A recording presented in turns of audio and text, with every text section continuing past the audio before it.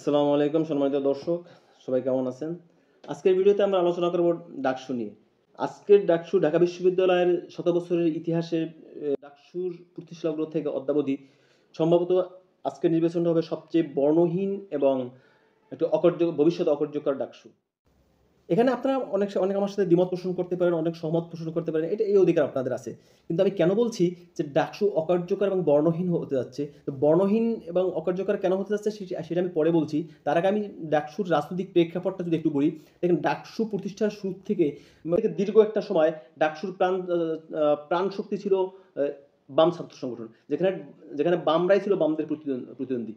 এরপর এটা মানে স্বাধীনতা উত্তর সময় যে শুরু হয়ে ৮০ দশক পর্যন্ত আস্তে আস্তে এই জায়গাটায় একটা ডাইভার্সিটি আসে। ডাইভার্সিটি হচ্ছে এরকম যে বাম ছাত্র সংগঠন প্রধান চালিকা শক্তি থেকে যায় দ্বিতীয় অবস্থানে বাম প্লাস ছাত্রলীগ অবস্থান নেয়।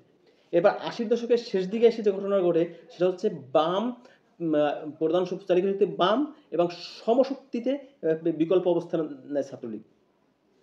তো এই ৮০ দশকের শেষের দিকে এর ভিতরে কিন্তু ছাত্র দলের জন্ম হয় বা শিবির ৭০ দশকের শেষের দিকে শিবির জন্ম হয়। কিন্তু কথা হচ্ছে এরা তখনও কোনো প্রার্থী ১,০০০ ভোটের লিমিট ক্রস করতে পারেনি তাদের বিপিজিএসপি তে এরকম একটা অবস্থা। এবার ৮০ দশকের শেষ দিকে যে ঘটনাগুলো ঘটে তখন সমানে সমানে বাম এবং ছাত্রলীগ এরাই মূলত ডাকসুর মূল চালিকা শক্তিতে থাকে। সেখান থেকে ৯০-এর ডাকসু নির্বাচনে ছাত্রদল এবং এই একমাত্র সাফল্য এবং সেই সাফল্যটা ঐতিহাসিক একটা সাফল্য। তারা আমানুল্লাহ আমানের নেতৃত্বাধীন যে প্যানেল, ওই প্যানেল ছাত্রদলের মানে ভূমিধস বিজয় তারা অর্জন করে। এরপর জাতির মানে ছাত্র রাজনীতির আপনি বিপর্যয় বলেন আর হতভাগা ছাত্র রাজনীতি বলেন, ৯০ দশকের পর ডাকসু বন্ধ হয়ে গেল।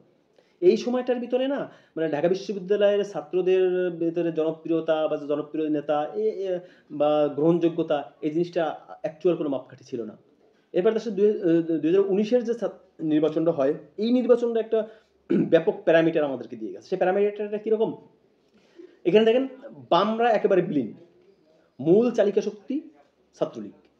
যেহেতু ছাত্রলীগ একটা নির্দিষ্ট সংগঠনের বামদের মতো বহু দলের নেয়, তো এখানে ছাত্রলীগই একক শক্তি। এখানে ছাত্রলীগের বিকল্প হিসেবে ছাত্রলীগ দাঁড়ায়নি। ছাত্রলীগের যে প্রধান প্রতিপক্ষ হিসেবে অবস্থান নেওয়ার কথা ছিল ছাত্রদলের, কিন্তু বাস্তবে দেখা গেছে সেটা একেবারেই ঘুরে বাড়ি। ওইখানে প্রধান প্রতিপক্ষ হিসেবে অবস্থানটা তৈরি করে গণ অধিকার পরিষদ। তখন গণ অধিকার পরিষদ কোনো রাজনৈতিক দল না, সরি নামটা হবে ছাত্র অধিকার পরিষদ। ছাত্র অধিকার পরিষদ তখন শুধু একটা প্ল্যাটফর্ম। এখন আসেন যে এইখানে কি কারণে ছাত্রলীগ এত বড় একটা অবস্থান নিল, প্রধান চালিকা শক্তিতে হলো, গণ অধিকার পরিষদ প্রধান প্রতিপক্ষ হলো, শিবির যদিও ওই নির্বাচনে খুব সামনে আসে নাই, তা ছাত্রদল কেন লেজে গোবর অবস্থা ছিল?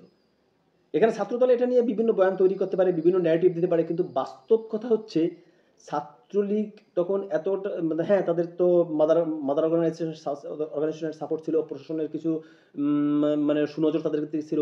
এর বাহিরেও যেটা অ্যাকচুয়াল যে ফ্যাক্টটা কাজ করছিল সেটা হচ্ছে যে তখন ছাত্রলীগের নেতৃত্ব ছাত্রদের হাতে ছিল।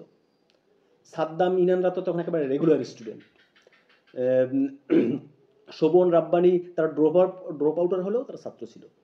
তো যার কারণে তাদের কাছে ছাত্রদের কাছে একটা ব্যাপক গ্রহণযোগ্যতা ছিল।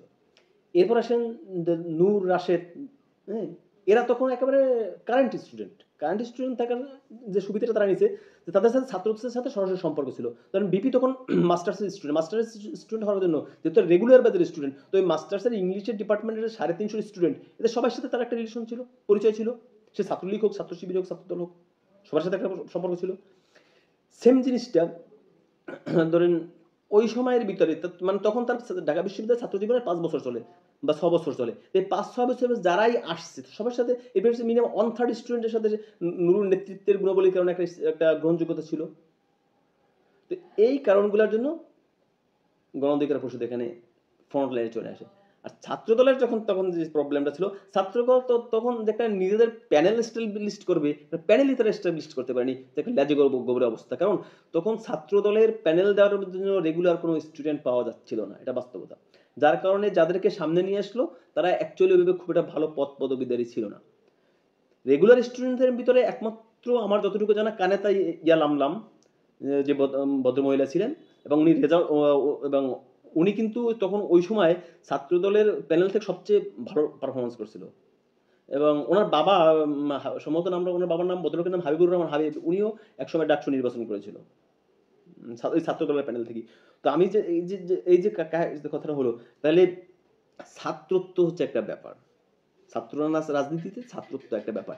এখন আসেন আমাদের ২০১৯ এর এই যে ২৫ এর নির্বাচনটা হচ্ছে, এখানের সমস্যাটা কি? তাহলে এইখানে কোন জাদু বলে ছাত্রদল সেই লেজে গোবরে অবস্থা থেকে একটা প্রধান ভূমিকায় চলে আসলো, হ্যাঁ? বা তারা এখন খুব চরমভাবে ফাইট ব্যাক করলো। তার মানে কি তারা খুব ভালো কিছু করছে? তারা কি রিফর্ম করছে? তারা কি কোনো মানে রিকন্ডিশনাল ফেজে চলে আসছে?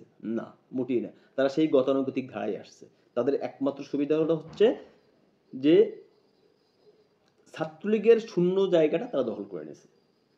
আর ৫ই আগস্টের পর সাধারণ ছাত্রদের যে একটা স্পেস তৈরি হয়েছে, এই স্পেসের কারণে ছাত্রদল তাদের জুনিয়র নেতৃত্ব যাদের মোটামুটি ছাত্র টিকেই আছে, মানে ছাত্র তো অনেকেরই নাই, মোটামুটি যে ছাত্র এদেরকে ফ্রন্ট লাইনে নিয়ে আসছে, যার কারণে তারা আজকে এই অবস্থানটা চলে আসছে, প্রধান ভূমিকা আছে। এরপর যদি আসেন শিবিরের ঢাকা বিশ্ববিদ্যালয় নির্বাচনের ইতিহাসের সর্বোচ্চ সাফল্য হচ্ছে ১৯৯২ সালে তারা কার্যকারী পরিষদের সদস্য সহ মোট ৬টা পদে বিজয়ী হয়েছিল। এবং একবার অথবা ২ বার আব্দুল কাদের বাচ্চু সাহেব, এই ভদ্রলোক, উনি সর্বোচ্চ ১,০০০ ভোট পেয়েছিল ভিপি পদে। এই হচ্ছে তাদের সেরা সাফল্য। সেই দল কিভাবে এবার প্রধান প্রতিপক্ষ হয়? এর কারণ হচ্ছে মিডিয়া হাইপ, সোশ্যাল মিডিয়ার মানে ত্রাস। তার মানে কি শিবির কি অন্তঃশূন্য? না, অন্তঃশূন্য না। শিবিরের বিশাল কর্মী বাহিনী আছে। শিবিরের মানে কর্মীরা সংগঠনের জন্য একেবারে নিবেদিত প্রাণ। এটাই তাদের একমাত্র শক্তি। কিন্তু আপনি যদি বলেন যে ছাত্র শিবিরের যেই পরিমাণ প্রচার বা এবছর লাইমলাইটে আসছে, এই পরিমাণ জনপ্রিয়তা বা এই পরিমাণ গ্রহণযোগ্যতা ঢাকা বিশ্ববিদ্যালয়ের ছাত্রছাত্রীদের কাছে তাদের আছে? না, মোটেই নেই। মোটেই নেই। কারণ তাদের পারফরম্যান্স তাদের এটা বল না। কিন্তু তারা যেই জিনিসটা তৈরি করতে পারছে, তারা মানে ছাত্রদলকে তারা ছাত্রলীগের শূন্য জায়গাটায় পাঠাই দিয়া তারা ছাত্র মানে দলকে একটা ছাত্রলীগের অবয়ব দাঁড় করাইতে পারছে। সেক্ষেত্রে ছাত্রদলেরও নিজেদেরও কিছু ভূমিকা আছে অবশ্যই।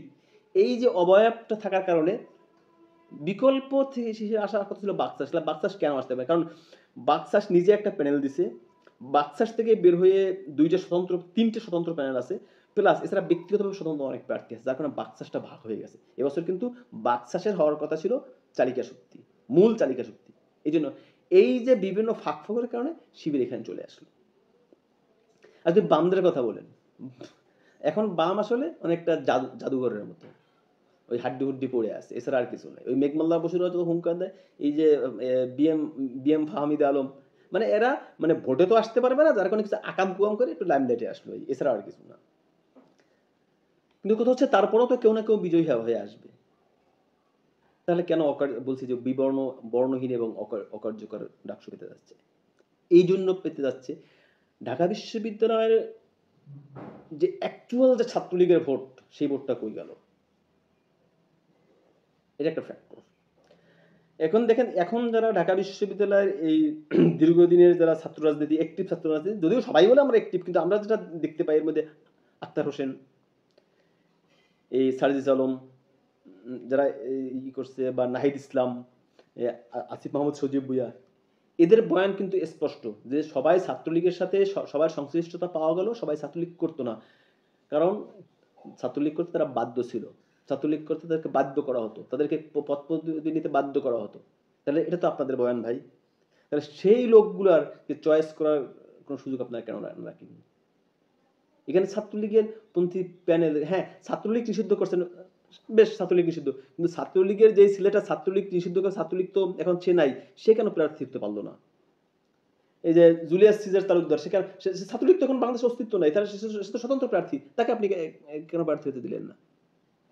সে যদি ফৌজদারি অপরাধ করতে তার বিচার করেন, কিন্তু বাংলাদেশের আইনে তো এটা নেন, এটা নাই যে আপনার সাজা হওয়ার আগেই কারণ নির্বাচনে অযোগ্য ঘোষণা করা। তাহলে যেই ভোটগুলো ঢাকা বিশ্ববিদ্যালয়ের যেই ছাত্ররা, যেই ভোটাররা ছাত্রলীগের প্রতি তাদের একটা সফট কর্নার ছিল, বা ছাত্রলীগকে ভালোবাসতো, বা যেভাবেই হোক ছাত্রলীগ করতো, হ্যাঁ, কিন্তু তাদের তো একটা সফট কর্নার আছে, তারা ভোট দেবে কাকে? তারা কাউকে না কাউকে অবশ্যই ভোট দেবে। আপনি মনে করেন না যে এরা যাই বসে থাকবে।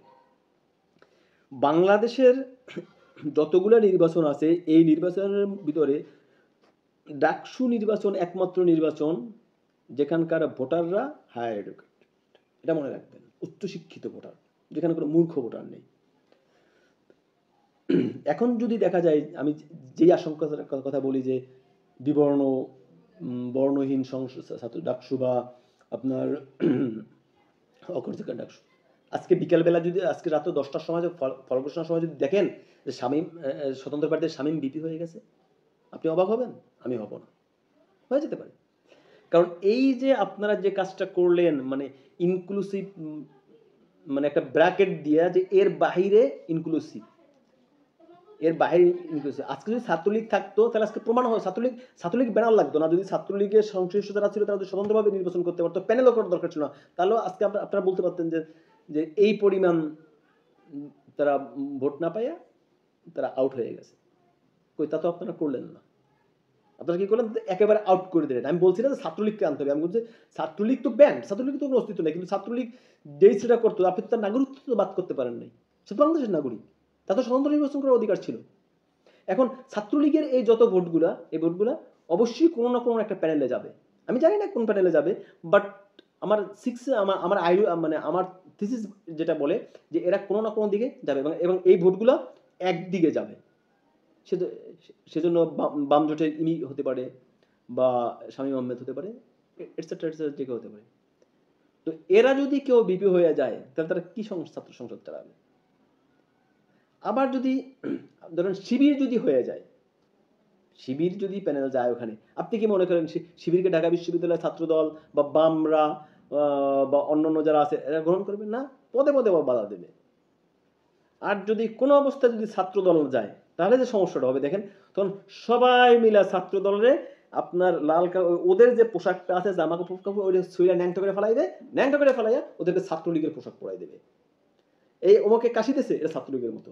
এই আবিদুল ই করছে, মানে জোরে হাসছে, ছাত্রলীগের মতো। এই মায়ের দাঁড়ায় রয়েছে, ছাত্রলীগের মতো। পুরো একটা ভজগড় অবস্থা তৈরি করবেন আপনারা।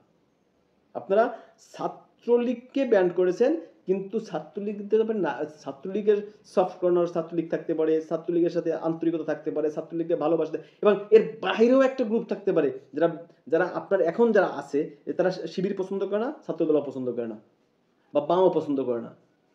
হ্যাঁ, তাদের জন্য তো ছাত্রলীগ থেকে স্বতন্ত্র প্রার্থী থেকে দরকার ছিল, কই দিলেন না তো।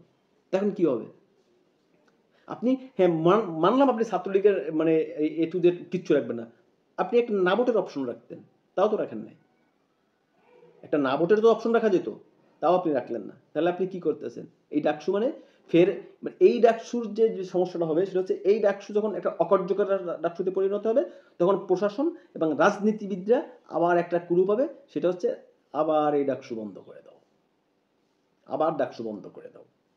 এবং এইখানকার ডাকসুতে যে প্রবলেমগুলো হবে সেই প্রবলেমগুলো হচ্ছে ছাত্রদলের মাঠ পর্যায়ে কঠিন কোনো প্রতিপক্ষ নেই, যার কারণে যদি কোনো অবস্থাতে ঢাকা বিশ্ববিদ্যালয় শিবির জিতে যায় তখন রাজশাহী এবং এই যে রাকসু এবং যে জাকসু নির্বাচন দেখবেন এগুলো অটোমেটিক বিভিন্ন টালভানা করে বন্ধ করে দেবে।